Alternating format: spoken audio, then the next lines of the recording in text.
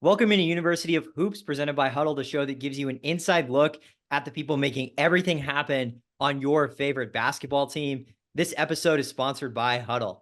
Are you ready to elevate your basketball game to the next level? Look no further than the Hudl Pro Suite, the ultimate resource for basketball coaches and athletes.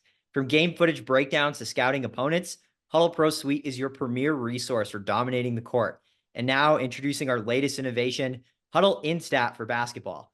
Elevate your understanding of the game with unparalleled data and visuals. Visit huddle.com/University of Hoops to learn more. That's huddle.com/University of Hoops. Well, today we got a very special show for you guys. We are super excited to welcome Oklahoma State head coach Steve Lutz. Coach Lutz, welcome into the show.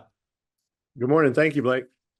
Yeah, absolutely. Really excited to get into it with you and talk about your journey to what it's been like for you to get to where you are now as a head coach of a major D1 program, and a lot of the cool stops that you've had along the way. I want to start with Oklahoma State though, because I know this is a new move for you and sort of a new frontier.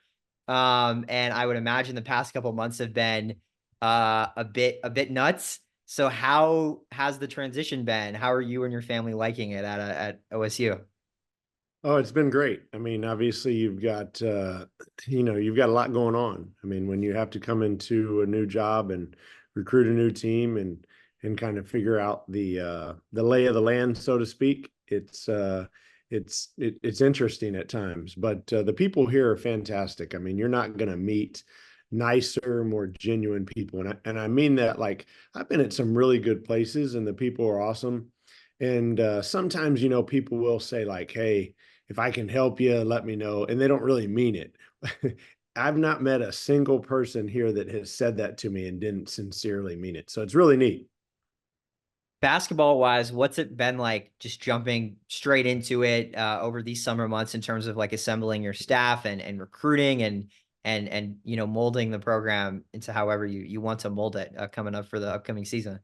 Yeah, I mean, obviously we're kind of talking separate deals here because your staff, when you walk into the job, you have an idea of who you want to hire, or at least you have an idea of people who fit the criteria of who you want to hire.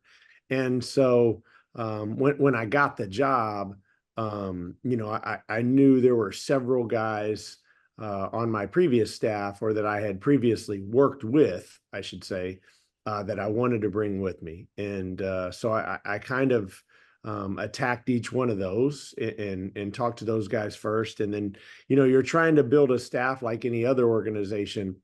You try to hire people, and maybe if their strength is here, but they're a little weak in this area, well, I want to hire the next person that's really high in this area, just to offset and to balance one another. So the staff was fairly easy to hire. But then you start getting into the recruiting, and the recruiting is tough, man. I mean, especially when you get the job on, I think I got the job on April the 5th. Well, the portal opened, a month ago. And so a lot of those guys are already making decisions and have made visits and this and that. So it makes it tough, but I feel like our staff did a good job. We've got a nice team. I think that they work really hard, and they're a team that wants to please. And what I mean by that is, like, when you tell them to do something, they're going to do it, and they're going to do more. I think last week in the United States, we might have been number 2 in the country in shots attempted for those schools that use shot tracker. So, they're trying to do what they've been asked to do. Got it. And moving into the Big 12 and kind of just that level of competition as you go into your first season with Oklahoma State, how do you sort of view that challenge, and what's it like preparing your team for that conference? I don't know that I have the answer, man. I'll let you know at the end of the season. The first thing I'll tell you is, obviously you're going into the best league in the country. I mean, next year, the Big 12, by and large, and there shouldn't be many debates or questions about it, it should be the best league in the country. I think we're going to have 4 teams start in the top 10, maybe to start the season. So that in itself just lets you know that man, there are no off nights, right? You're going to have a 20 game league schedule, which should be released any minute now. And that 20 game league schedule is going to make or break you. You know, you're non-conference, you want to do good things, you want to have some games that the selection committee can look at and say, hey, they beat a really good team on the road or on a neutral site or at home, wherever you want to do it. But really, when you get into the Big 12, that's going to determine your seeding and that's going to determine your future in the NCAA tournament. Now that we talked a little bit more about Oklahoma State and what you're doing now, Coach, I want to get into your journey to how you got to where you are today. Very accessible, easily sort of to identify out there on the internet, you know, what your stops have been. But just do us a favor and take our viewers through how you got your start in basketball and what your journey has been like up to this point. Oh, I mean, I guess I'm a little different maybe than some guys because in reality, like I started at the absolute bottom. You know, I played NAIA basketball. I wasn't a great player. I'm a grad assistant at an NAIA institution. Then we go to NCAA Division II, and then I go to junior college, and then I go to low major, mid plus, Power Five. Then I drop all the way back down to low major as a head coach. And then go to mid-major, and now you're back at Power Five, right? So I've kind of run the gamut, you know, if, so to speak. You know, I've been the guy that's had to wash all the team's clothes and had to sweep the floor and drive the bus. And now, you know, it's kind of uh, an aha moment, like when you fly on a private plane to NBA Top 100 camp and you leave at 5:30 in the morning and you're back at 10 o'clock at night or 10:30 at night so that you can go to camp the next day, right? I mean, that's a cool moment for the guy that has driven the bus from Wichita Falls, Texas to San Antonio, that, you know, the 25 person people mover, right? And you drive that thing 6-7 hours from, and the game ended at 9 o'clock, right? So in a nutshell, I guess that's the easiest way to explain, you know, how my journey has gone. Yeah, I mean, I'm sure that that you don't, you know, you don't forget those moments and that it probably through all your success keeps your feet on the ground. I would imagine just to remember you know, where you started. And I think it's a really important message for any young person trying to get into the biz. Just to see the work that that you've put in. Want to flip back to the coaching side real quick and just ask you strategically, do you have a favorite part of the game and kind of like what's your favorite part of being a coach? Yeah, you know, I mean, I've obviously been a defensive minded person my entire life. Like when I got hired at Purdue, um, you know, I was the defensive coordinator and did all the defensive scouts on every single opponent. So help plan practice and coach, you know, the defense. And arguably we had some success there. But when you get a head coaching position, and at least for me, I shouldn't say this for everybody, man, you really get worried that you're not going to score because at the end of the day, you got to have more points than the other guy. And like I spend my nights like I don't wake up in the middle of the night saying, how am I going to guard this ball screen or this action? I'm trying to, when I wake up in the middle of the night, I'm trying to figure out, okay, man, maybe we could do this to steal a basket after a timeout, or we can do this to counter the way that they guard things. And so when I watch and have projects in the summer, they're usually offensive in nature, trying to figure out ways to score. Got it. Got it. Coach, you've gotten a chance to work around some really amazing basketball minds throughout your career, thinking about Matt Painter, Coach McDermott at Creighton, like a list of others. Who have some of your biggest, whether it's them or anybody else along the way, who are some of your biggest mentors been and how have they helped you along your coaching journey? Yeah, I mean, each one of those guys, right, has been a mentor. Like I started with a guy named Danny Casper and worked for him for 10 years. Worked for him when we were NAI, worked for him when we were D2, and worked for him when we were low major. Um, and guys like Coach Casper may not get the credit, you know, that Matt Painter or Greg McDermott does, or Matt Doherty, those kind of guys, because he never made it to Power Five, right? but that doesn't mean he wasn't a good basketball coach.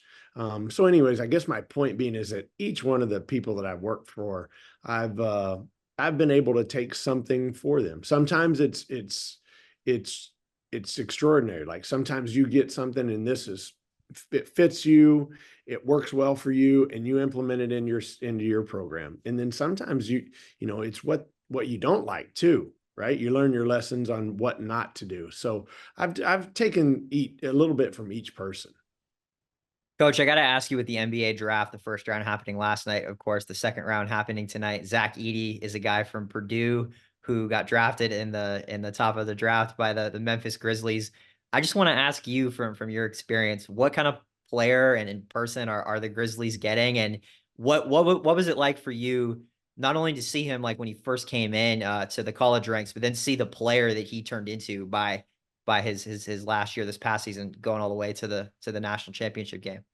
No, I mean, it's a really cool deal, for he and for his family to see them on social media last night at Coach Painter's house and watching the draft with his teammates, to just see how much he's matured and how much he's grown. Because, when he enrolled at 19 years old, he wasn't at that level maturity wise, and that's totally fine. But it's been a really neat experience to watch. I'm proud of him. Obviously, he's a great player, but he's an even better person. I mean, he's handled things really, really well, in my opinion, because it's hard to do when you're back-to-back National Players of the Year. I mean, everybody's telling you how good you are, yet it never changed him in terms of basketball.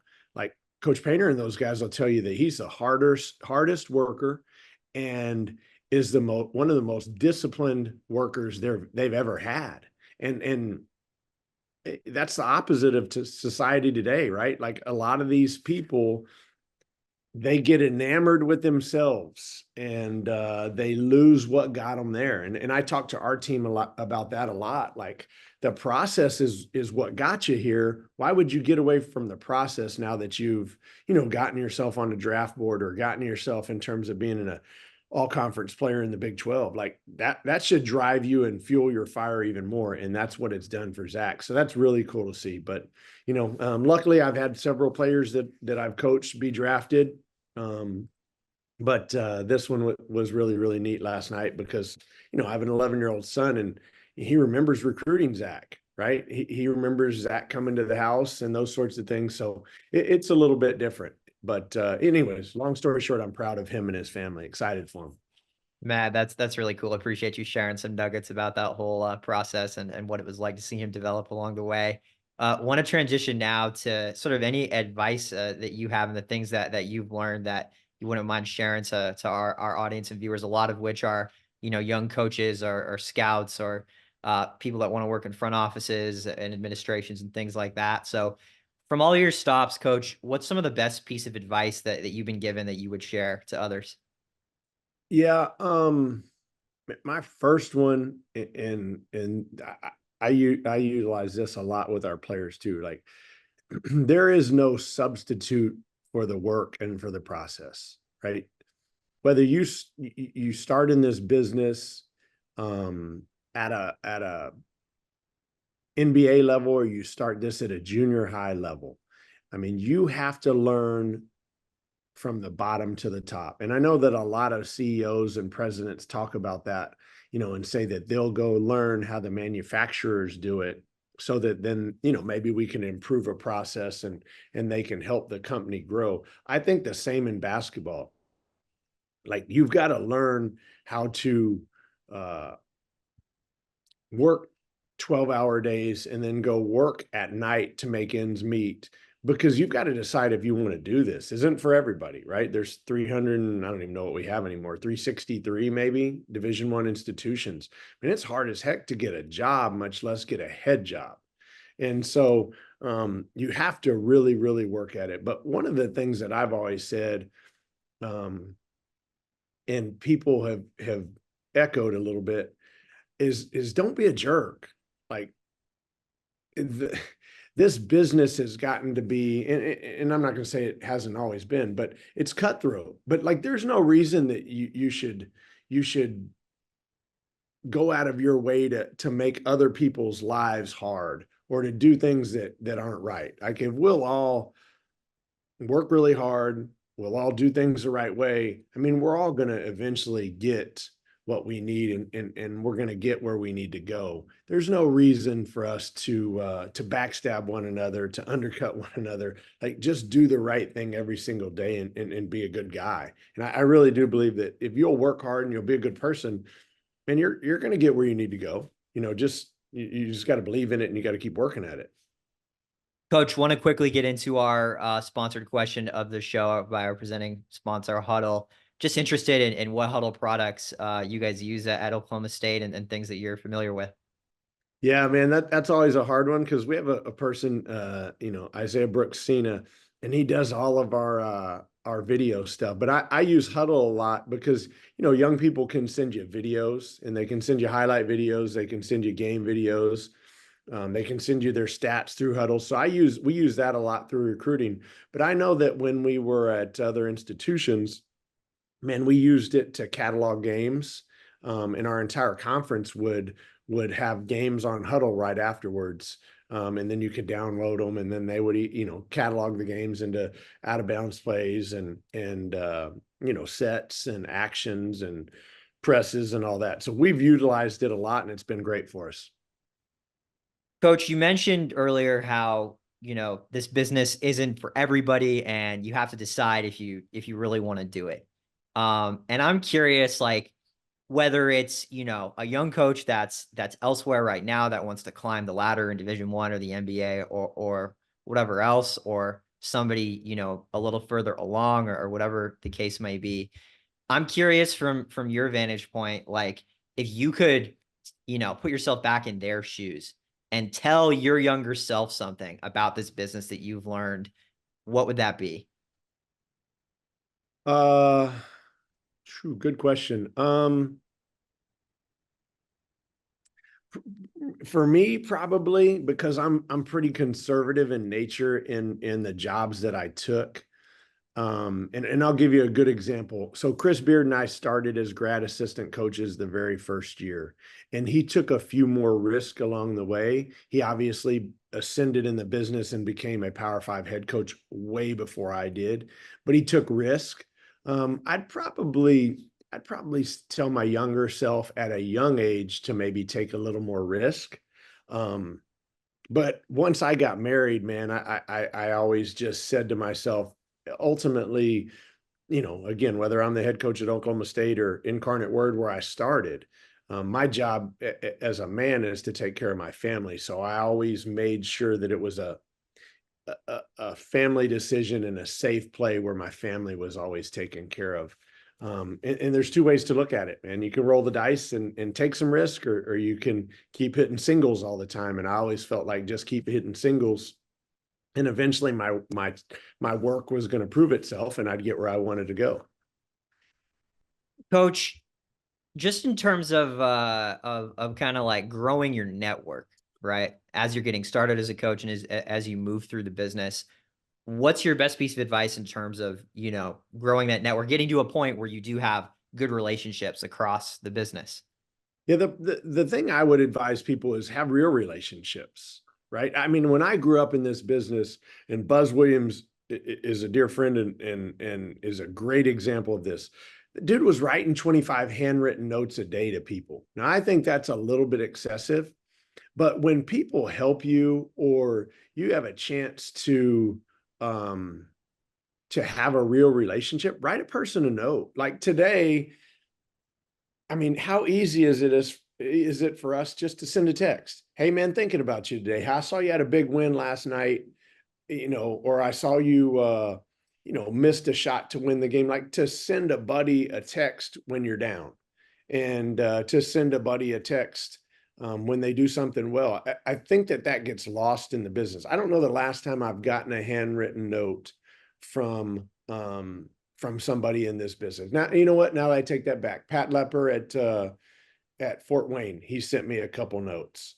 But like that's how you grow relationships. And you also grow relationships on the road where when the evening's over, I mean, you go have dinner or you go have a cocktail or whatever, and you talk basketball. Like I can remember, like I'm old enough to remember the Rick Majerus book, My Life on a Napkin, and it was because Rick used to sit around and draw plays on napkins. Now he liked to drink beer, but that was his deal. Let's go to the bar and get some pizza and wings and talk hoops. And like, that's how you develop real relationships.